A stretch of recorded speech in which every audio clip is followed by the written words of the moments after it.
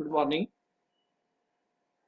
Fourth unit, Elasticity, first lecture for BSc first year physics students.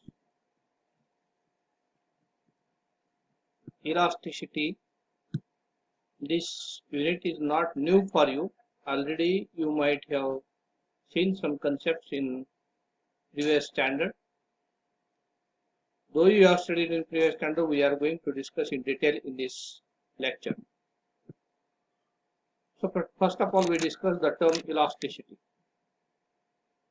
The property of a body by virtue of which body regains its original size and shape when applied force is removed is known as elasticity, and the body is known as elastic body.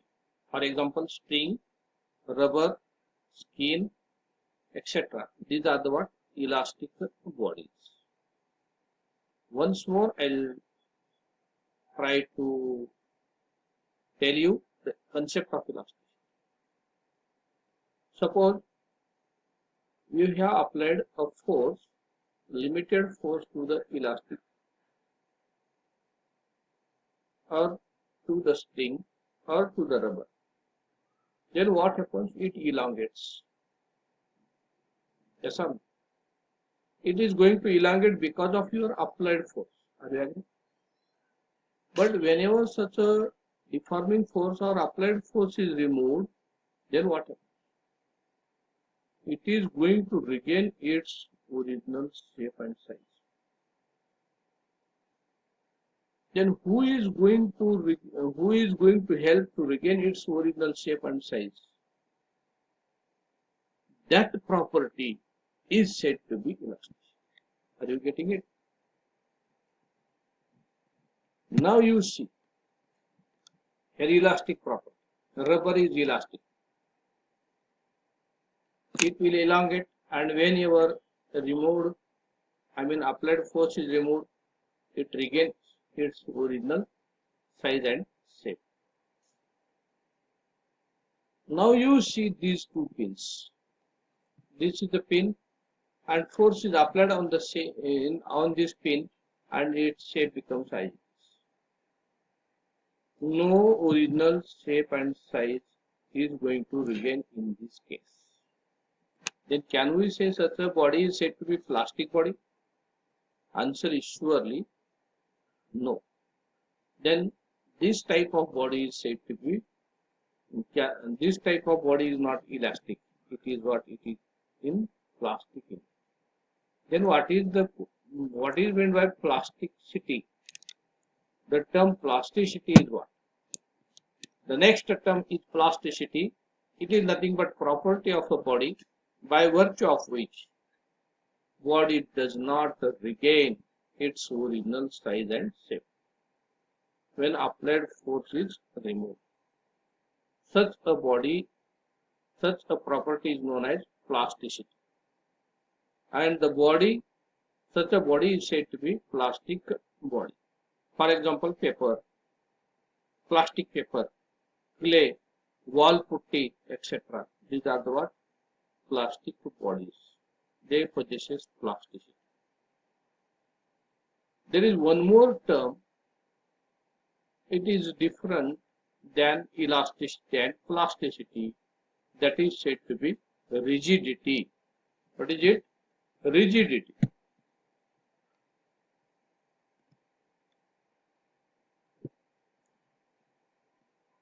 Rigidity. The property of a body by virtue of which body does not change its original size and shape when the force applied on it is known as rigid. There is no effect on the body of such a force. There is no change in size and shape.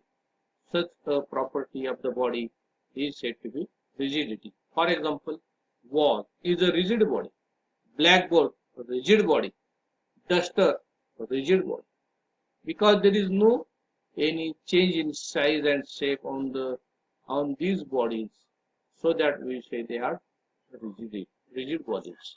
Rigidity. Now let us turn toward the new concept and very important concept, elastic limit. See, while driving a car, boards are fitted along the sides of the road showing the limit of the car, I mean speed limit of the car, 100, 50, 30.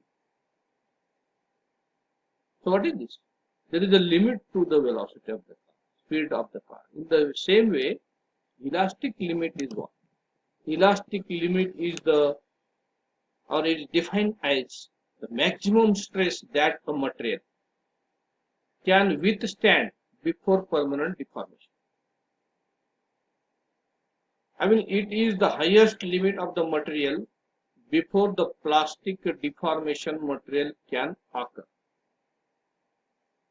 Once the stress or force is removed from the material comes back to its original shape. Elastomers like rubber have the highest elastic limit. So elastic limit, you try to understand the limit up to which we can apply the force. From that limit, it should come to its original position. And if it is not coming to original position and it is going to the plastic position, elastic to plastic in nature, then what happens? We say it has crossed the limit. So from this, I think you might have clear the idea of elastic.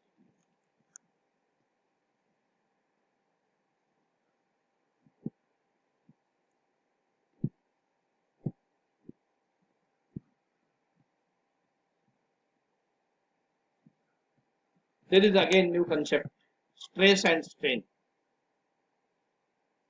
If a load, I mean force is applied on a matter and matter doesn't undergo change, then the matter also applies a load on it and it is known as reaction force. So stress is nothing but the reaction, I mean restoring force per unit area is called as stress. Remember, stress is nothing but restoring force. Suppose we are applying force to our palms, then palms are also going to apply a restoring force on your fingers, so that force is essential for forming the stress. Stress is nothing but the reaction or restoring force per unit area. It is denoted by the symbol sigma. Its SI unit is Newton per meter square, or we say Pascal or bar. But bar is a very large unit. So its value is 1 bar is equal to 10 raised to 5 Pascal. Bar is a larger unit. And it is 1 bar is equal to 10 raised to 5 Pascal. Now, types of stress: tensile stress, compressive stress, shear stress. Tensile stress in the sense what?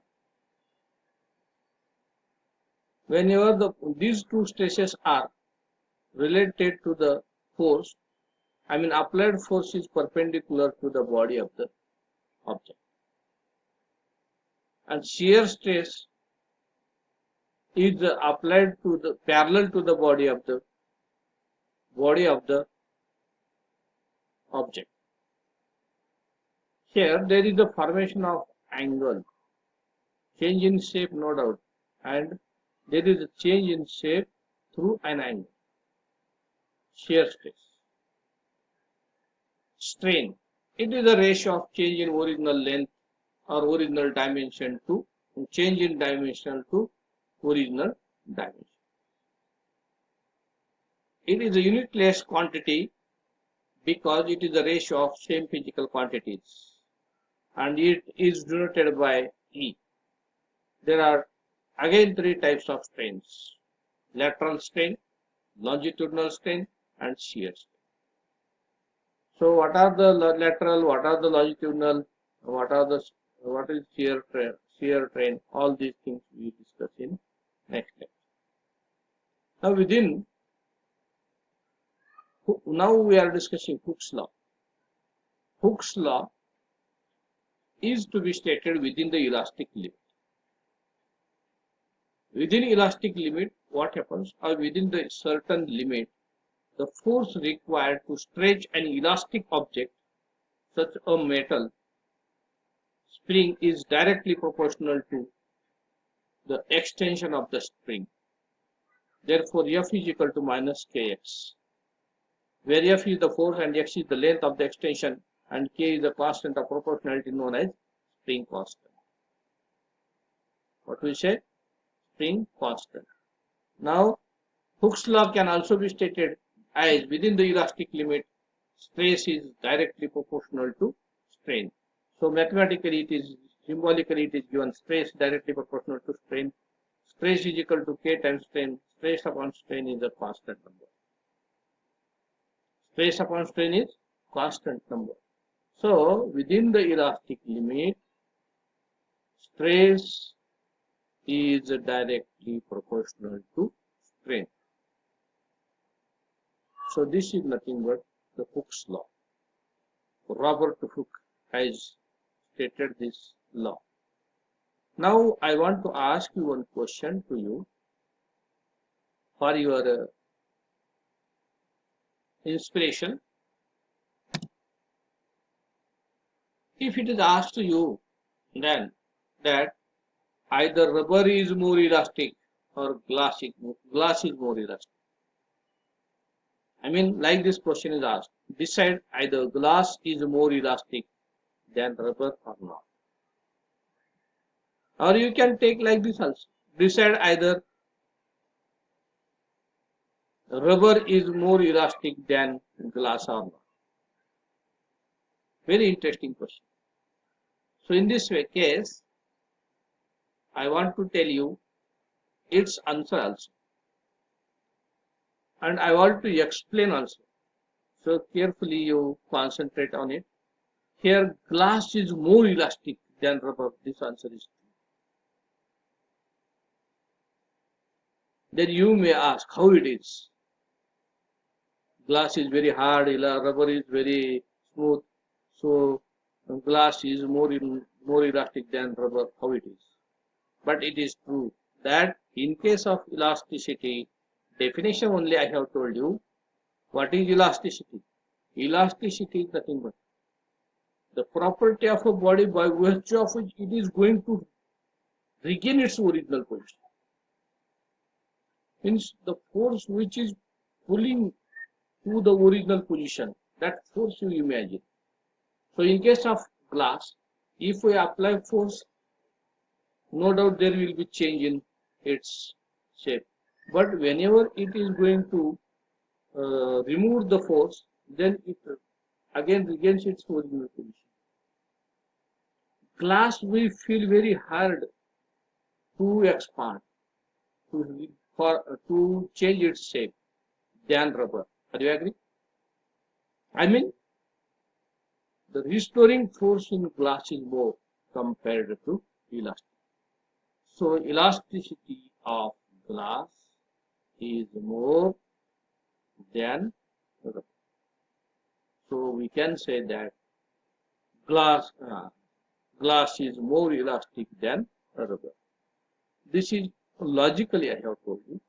Whenever we see the various constants, I mean elastic constants, in next lecture we are discussing elastic constants. Depending upon the value of the elastic constants, how glass is more elastic than rubber, that concept also I want to discuss with you in next lecture. So there are three elastic constants. We say Young's modulus, bulk modulus, and modulus of rigidity. If we calculate the Young's modulus of glass and Young's modulus of rubber, then practically also by knowing the values of Young's modulus of glass and Young's modulus of rubber, we can decide that glass is more elastic than rubber. It means it is sure that glass is more elastic.